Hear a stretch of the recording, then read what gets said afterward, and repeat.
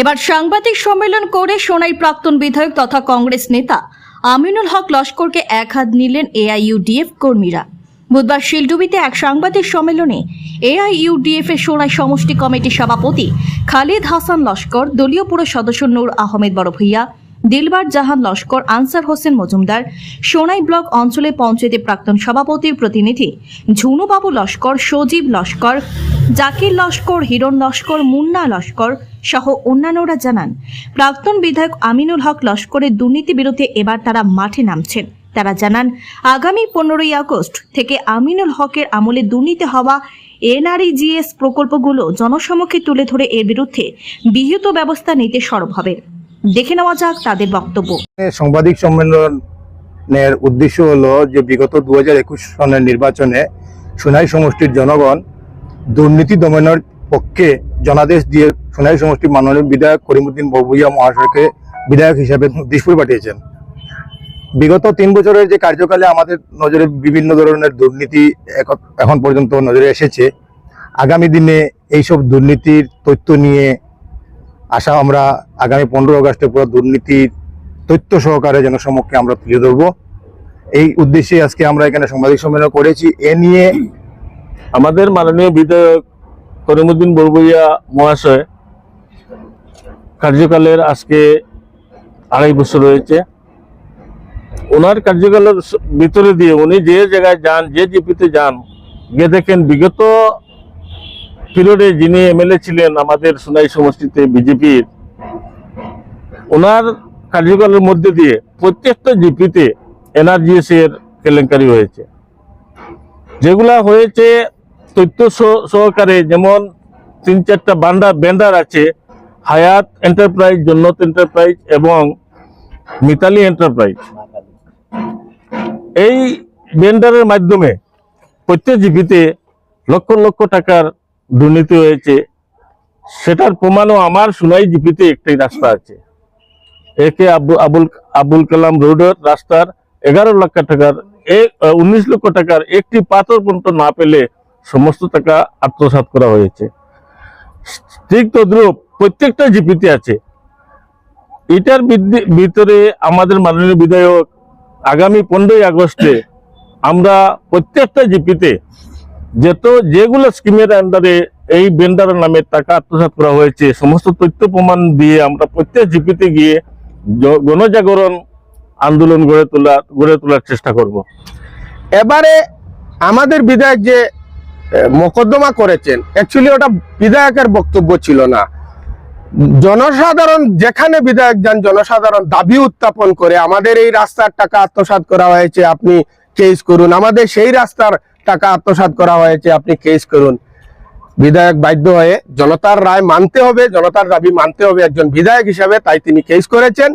আরো আগামী দিনে আমি আমার জিপিতে, আমার নিজের কচুদরম জিপিতে একটা প্রকল্প, আমি নাম বলছি না তদন্তের স্বার্থে, একটা প্রকল্প আছে যেখানে 1 টুকরা পাথর পর্যন্ত ফেলা হয়নি, কিন্তু 13-14 লক্ষ টাকা 17 লক্ষ টাকা তুলে নেওয়া হয়েছে।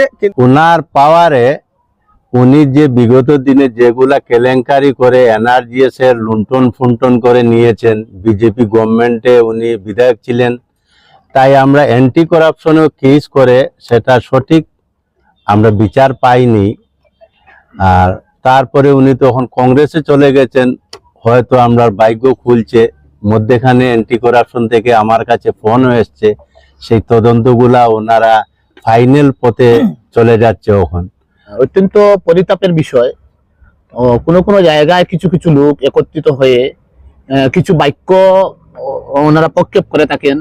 বিগত দিনে আমরা শুনেছি কোনো কোনো লোকের মুখে যে বিধায়ক মহোদয়ের সঙ্গে দালালরা ঘোরাফেরা করে, এমন মন্তব্য আমরা তীব্র প্রতিবাদ করছি এবং বলতে চাই আপনাদের মুখে এসব কথা শোভা পায় না। আজকে সোনাইতে যেভাবে বিগত দিনের MGNREGA প্রকল্প নিয়ে কথা চাউর হচ্ছে, জনগণের মুখে মুখে চড়াচ্ছে যে দুর্নীতি হয়েছে, সেটা কে না জানে। আপনারা সাংবাদিক বন্ধুগণ এখানে উপস্থিত হয়েছেন, আপনাদের তো আমাদের থেকে আরো বেশি জানা আছে আমি মনে করি বিগত দিনে MGNREGA কি হয়েছিল। আর যেহেতু SP মহোদয়ের কাছে তদন্তের জন্য দেওয়া হয়েছে, আমি আশা করব খুব শীঘ্রই তদন্ত হবে। সোনাইতে বিগত দিনে এমজিএন রেগা নিয়ে যে সমস্ত দুর্নীতি হয়েছে তা আমরা একবার সম্মিলিতভাবে গুয়াহাটিতে গিয়ে প্রতিবাদ করেছি। সেখানে সংবাদপত্র মাধ্যমে টিভিতে তা প্রকাশিত হয়েছে এবং অন দ্য রেকর্ড আমাদের কাছে এখনো আছে। কিন্তু উনি বিজেপি দলের এক বিধায়ক থাকার কারণে উনার উপরে তদন্ত হয়নি। আশা করি উনি যখন এই দলটি ছেড়ে দিয়েছেন সেই হিসাবে এখন তদন্ত হবে এবং উনি সুস্থ মস্তিষ্কে শান্তিভাবে যদি উনি উপাধ্যক্ষ ছিলেন, আমাদের সাথে যদি বসেন, আমি বলছি না সবার সাথে, খালি শুধু আমার সাথে যদি বসেন, তা আমি ওনাকে দেখিয়ে দিতে পারবো কোন কোন জীবিতে কোন কোন টাকা আর কোন কোন ভেন্ডারের কাছে টাকাটা গিয়েছে এবং আমার জিপিতে আমি কাজ করেছি, ওনার বাগিনারা টাকা তুলে নিয়েছে। অনুরূপ আছে, আমার বাড়ির কিনারে একটা মসজিদের রাস্তা আছে, সেই রাস্তাটা আমি সেন্ট্রি দিয়েছি এপি হিসাবে, ওনার বাগিনারা টাকা নিয়েছে। উনি বলেছেন বিধায়কের সঙ্গে যারা ছিলেন ওরা দলাল। উনি যখন ঘরে নাক ডেকে ঘুমিয়েছিলেন, আমরা দক্ষিণ মন করেছিলাম মানুষের খানি দানি নিয়ে। ওদের কাছে সাফিসিয়েন্ট টাকাও আছে, খানি দানি আমরা না দিলেও চলবে, কিন্তু এই সময়ে এই মোমেন্টে ওদের কোনো সোর্স নাই যে ওরা বানিয়ে খাবেন। এটা মানে উনি যে এই সোনাই থেকে উনাকে বিধায়ক বানানোর পরে আজকে অতজন মানুষকে উনি যে দালাল বলে আখ্যা দিয়েছেন, এরকম তো কোনো জায়গা থেকে কোনো জিপি থেকে বিধায়কের অমুক দালাল এটা কেউ বলেনি। আমরা তো অনেক শুনেছি, যে কোনো জিপিতে যাই বলা হয় এইগুলো আগের বিধায়কের অনেক দালাল আসলে ওরা খেয়ে নিয়েছে। এটা জনসম্মুখেও ছিল। তো ওনাকে দূরাতে বলছি, আপনি রাজনীতি করেন ভালো কথা, আজকে আপনি যদি বলেন যে এরকম রাস্তা দুর্নীতি আপনি জানেন না, আপনি করেননি, আপনি নিজে এফআইআর করেন, পাবলিকের সাথে আপনি নিজে এফআইআর করেন। আপনার লজ্জা থাকা দরকার, যেহেতু আপনার সময় এরকম দুর্নীতি হয়েছে আপনি জানেননি। নেতা তার লগে আমরা বর্তমান এমএলএর লগে যে দালালটা হন তাই মানে অ্যাকচুয়ালি দালাল চিনি, দালাল চিনি। আমরা এখানে দালাল কেউ নাই। আমরা সবসময় এমএলএ নির্দেশে ঠান্ডা মাথা কাজ করি, আমরা দমও দেখাই না, আমরা দমও নাই, আমরা আইনের মোতাবেক চলি। আমরা কেউ দালালও নাই। দালাল ছিলে এটা লাগি তাই না কইছেন, নাইলে আমরা যে দালাল করে আমরা কোনো নাই। আমরা বিধায়কের কোনো যেখানে নমিনি আছে নমিনি যায়, আমরা কেউ দালালে যায় না। কেউ দেখাইলে প্রমাণ তাই দিতে পারবেন। আমি চ্যালেঞ্জ করে তাই নিলে একটা প্রমাণ দিতে পারতো না যে আমরা এখানে দালালের কোনো সিস্টেম আছে। আজকে পিডাব্লিউডি কাজ হইলে আগের দিনের পিডাব্লিউডি কাজ যতটা হয়েছে তান বাই বাতিজা। আজকে বখরাবার রাস্তা ব্রিজ হয়েছে তান বাইয়ে করছে, শাহ আলম হোসেন মজুমদারের নামে করছে।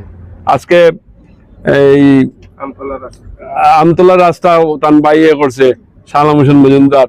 আজকে রূপম শাহর নামে আমি নিজে টেন্ডার মারলাম, জুড়ে লইয়া গেছেন কে তাই নিয়ারগ্রামের 2 কোটি টাকার আমি আনসারুল আসলাম। আমরা রূপম শাহর নামে করছে, তাই লইয়া গেছেন কে জুড়ে লইয়া তান পাওয়ার আসলো। আমরা টাকা আজ পর্যন্ত টাকাও পাইছি না রূপম শাহ। আবু রূপম শাহ সামনে রামেশ্বর শর্মা আছে, এই রাস্তাটা এখন ইনকোয়ারি চলে, এখন ইনকোয়ারি চলে, এই রাস্তাটা করা হয়েছে।